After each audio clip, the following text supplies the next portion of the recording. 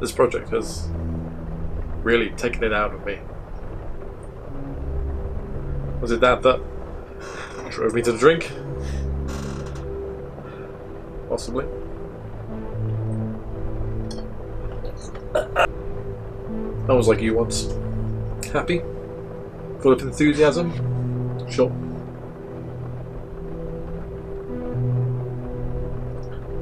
Four or 5 months ago. That's when it started.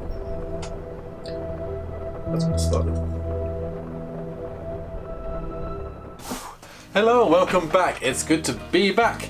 Firstly, how great is The Mandalorian? It's so good. Now, a little while back, I decided that I wanted to do another epic Star Wars costume.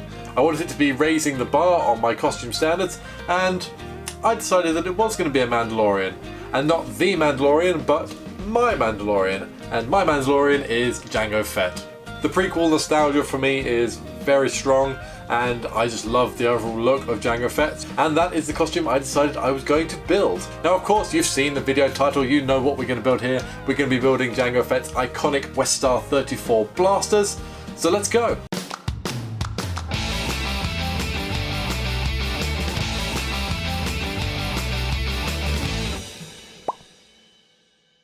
Now, of course, there are many different ways you could do this. You could 3D print the blasters, you could scratch build the blasters. I'm sure there are people offering casts of the blasters. You can buy toys of the blasters. But for this costume, I'm going high end. So I've bought a kit made in metal. This is a kit by Dark Energy Creations, or DEC. I've not had a look at it yet. It's still in the box. Now, these are not cheap. A blaster will set you back $220 US, and Jango has two. That's a lot of my hard-earned cash on Star Wars kits, but hopefully the quality of this will be worth it. Now, I've had a few Dark Energy Creations kits before. My New Hope Han Solo blaster for one, and this is how it comes. Like I said, I've not looked at any of these yet, so let's get unpacking. Now, from what I've seen, they always come like this, attached to a sheet of paper, so all the parts are accounted for, and they're always nicely wrapped in some soft paper. Whew, there's quite a lot of parts. Let's get these laid out properly. So here we go, here's the kit all laid out, and first impressions is it is beautifully made. All these lovely little machined parts. Look at that, it's beautiful. Now, there are some instructions on the Dark Energy Creations website. I'm just going to be following those. This is down as a medium difficulty build, and it looks like we've got some soldering to do. There's a bit of finishing, gonna finish up the handle. The handle's cast in resin and has got some seams and things, and it's also going to be painted.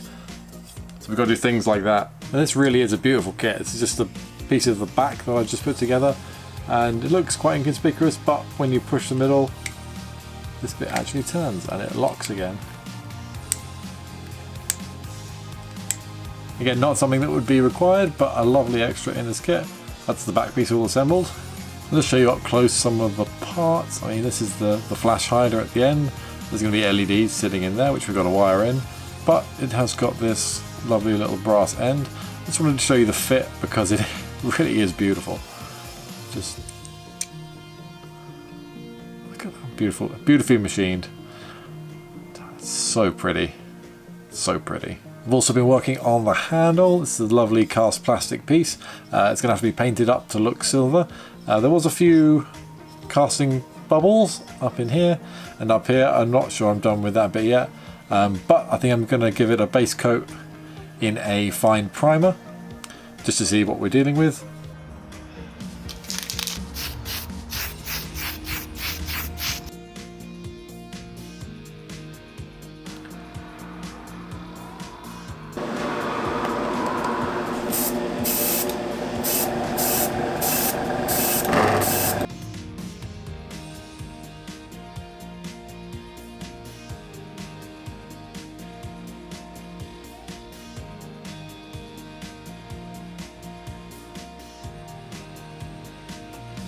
Okay, I just quickly wanted to show this because it's important. Not every project always goes to plan, especially my projects. And as you can see on my first gloss layer of black on the handles, we've got a load of unfortunate bubbling where the surface isn't prepped well enough. So I'm going to have to go back and sand that away. And then I was going to do another coat anyway, but yeah, we're just going to sand that, degrease it, and have another coat of this lovely gloss black. Everybody fails, but that's how we learn. How we learn. There we go, that black's gone on a lot better this time. Just shows you got to take your time and do every step. Now it's time to do the metal finish.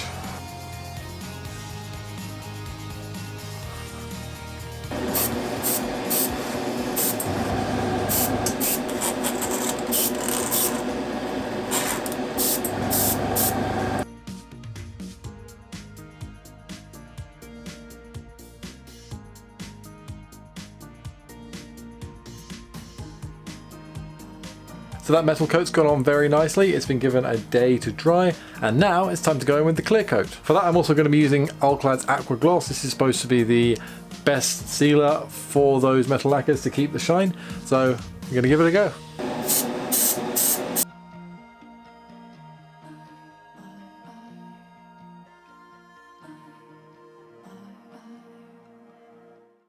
So I've got the handles painted up, and while they are drying, we're going to start tackling the electronics. Now, all the electronics stem from this tube here, which is going to have 4 AA batteries. So we've got to wire it up so it can power the LEDs. So these are the LEDs the kit came with. As you can see, there's quite a lot of different colours on here. Let's put it on a coin battery. Oh, it's quite a mixture. Basically, I don't want them to be all multicoloured. I want them all to be red. So what I've done is bought a load of red ones, and we're just going to swap them out and use entirely red ones. Like so. And there are 6 of them that go in the barrel.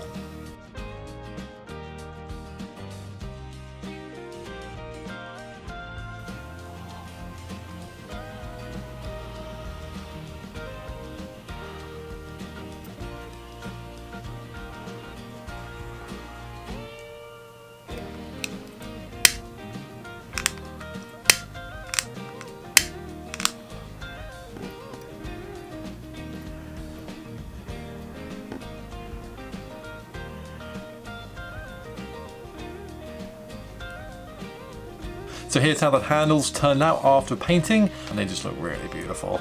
Looks great. Fantastic.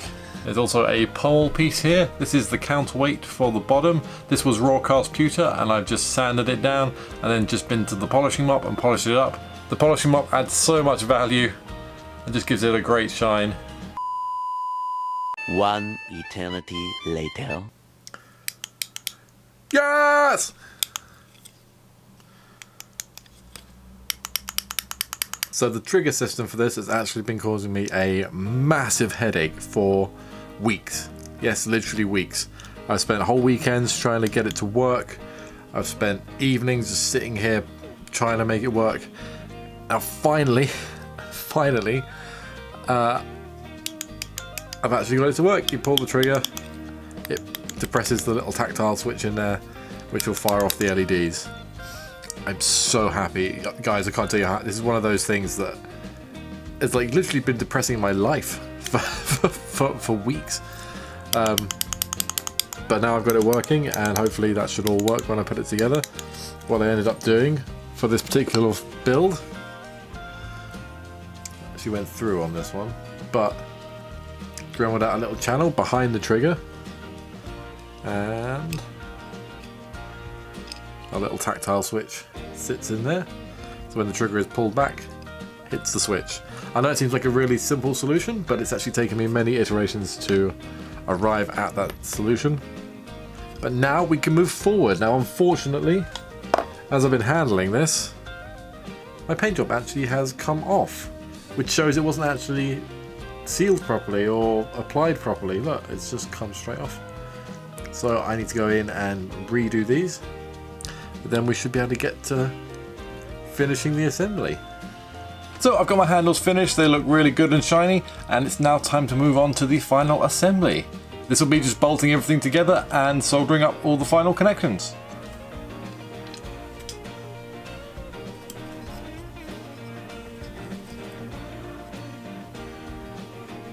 So I'm just making sure my wires are fed through, and then there are 2 flathead screws which secure this on, and I'm going to put some glue on there too, just so this glues down and holds nice and strongly. The glue and my screw. So I'm just sorting things out like the order of operations with putting these together. Now I've figured out that you can't actually put in the trigger and the wires like this before screwing on the barrel like this, because the wires have to pass through. And this is a lot of what's taking the time with this project, is figuring out the order in which to put things together so that it works. Honestly, if there wasn't electronics in this, I would have had it put together about 10 times faster. This is the way I think we've got to do it. So hopefully I can just put together the rest of it and we should have a working blaster. I've also worked on neatening up my LED lights here, along with soldering it to the pile which will contact the battery. But I've got to have these quite short because there's not a lot of space for this to go into. Oh.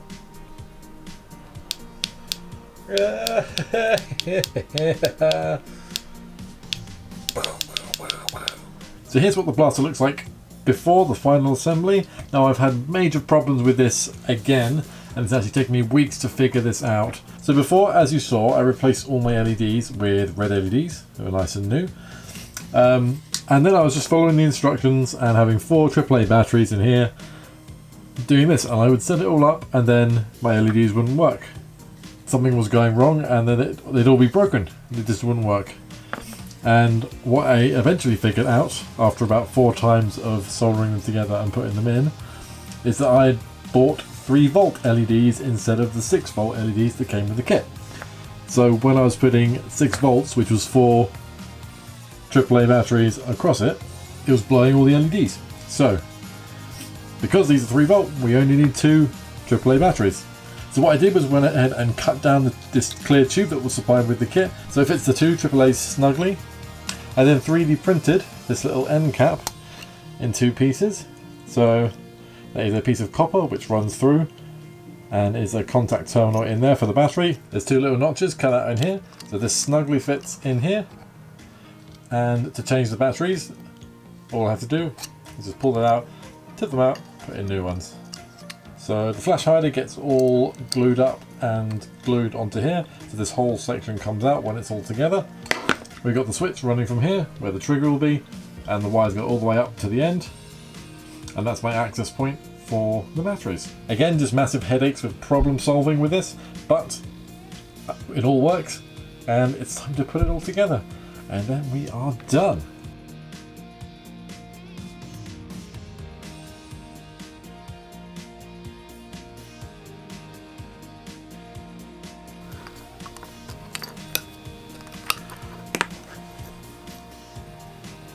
One of the trickiest things in the assembly is getting a screw down in here. I had to cut down an Allen key to get it to fit, which is incidentally where I cut myself too.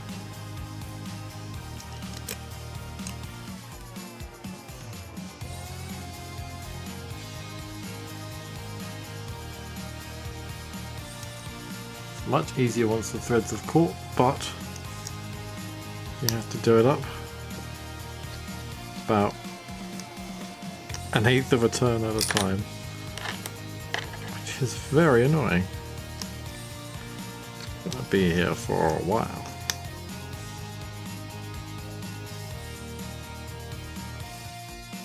Three hours later. Ah, yes. Ah. One. It's on. Let's go. Sealed in. Just gluing this in. Yeah. Just got to hold it.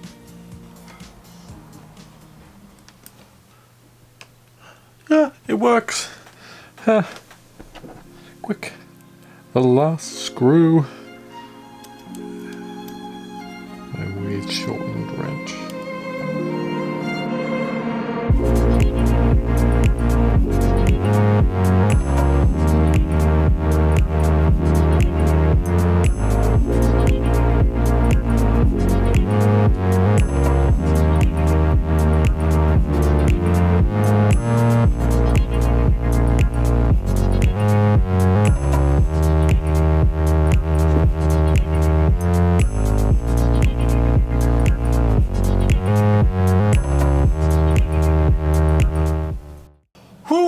Good God, this has taken a long time. As I said at the beginning, these blasters have taken me about 4 or 5 months to complete. It's crazy. I've done so much reworking and rewiring. I probably wired up the LEDs for the end about at least 10 times. I blew out so many LEDs in the testing phase, and then some went wrong during all the fitting.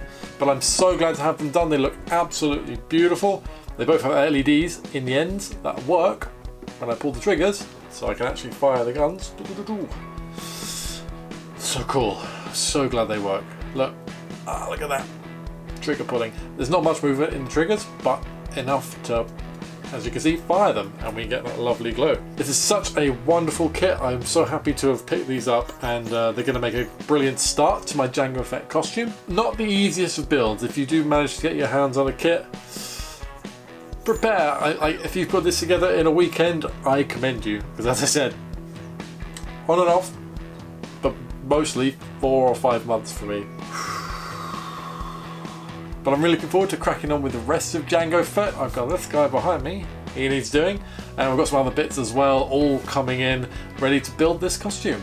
Thank you so much for watching this episode. If you did like it, please consider subscribing. I can see there's about 80% of you who watch my videos aren't subscribed. So it'd be great if you could hit that subscribe button and keep up to date with all the lovely prop and cosplay stuff coming your way. Like I said, we'll be doing the whole of Jango Fett, which will be really fun. I look forward to seeing you all in the next video, and of course, until then, take care. Bye bye.